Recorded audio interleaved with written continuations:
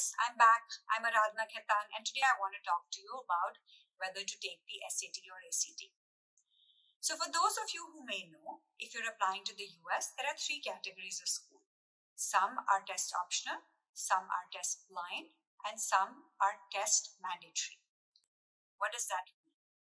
If you're applying to MIT, Georgetown, Georgia Institute of Technology, and University of Florida, 4 schools, a grand total of 4 schools out of a total universe of about 3,300 schools in the US, then you've got to take these tests. They won't consider your application for their freshman year if you don't have a valid test score on the SAT or the ACT. Easy. The next category, test blind. If you're applying to the University of California schools and University of Washington in Seattle, or California Institute of Technology, a total of 11 schools, I think, then even if you have a standardized test score, they will not consider it. They are absolutely test blind. Again, a simple choice. Let's come to the last category, test optional. If you're applying to the remaining 3,200 plus schools in the US, then the choice is yours. Should you take the test or should you not? Let's figure out the dynamics of what's at play.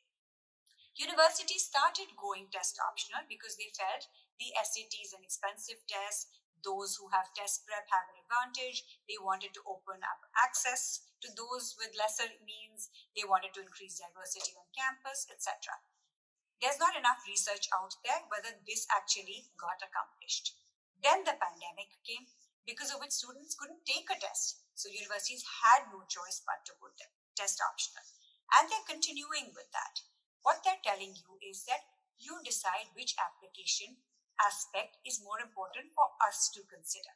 If you send your score, we'll certainly consider it. Now, how does this affect universities? More and more students apply to their campuses if you're test optional, because those who earlier thought that the cutoff score was too high, etc., wouldn't have considered. Now they're receiving a larger volume of applications, because of which their acceptance rate is going down because the incoming class size is still small. So as their acceptance rate comes down, their selectivity ratio goes up and their rankings go higher.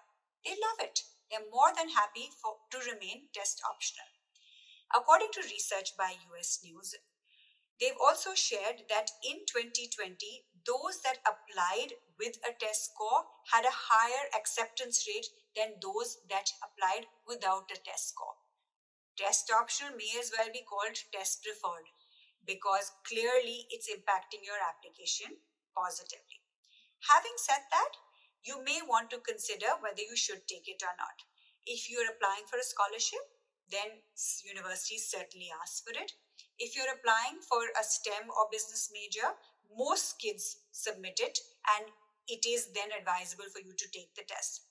However, if the rest of your application is really strong, then please decide on your own and consider not taking the test if, for whatever reasons, it gives you test anxiety, or there's too much else going on in life, or that you have a poor score. But if your score is decent or average, we would recommend you submit it, because universities know now that you have the option of taking the test. Lack of access to a testing facility is no longer a reason for you not to have submitted a score. So if you had the option and you're not taking it, they will try and figure out what's going on. Is it that you're a great holistic application, or that you have test anxiety, or you got a score that sucks? Let's take the mystery out and try and submit a score which is decent. Further to that, if you're applying to schools outside the US, so Ashoka in India, NUS in Singapore, Imperial College in London, McGill in Canada, Monash in Australia, these are just the top schools in each of these 5 countries. There's several more. A lot of these schools also ask for the SAT or ACT. So if you're not limited to just the US, then you have to take these tests, because other countries and other schools may also accept them, and it helps your application certainly. In the end, there's no one right answer. There's no one size that fits all. Figure out what's right for you, take the plunge, and see what possibilities open up. Until next time.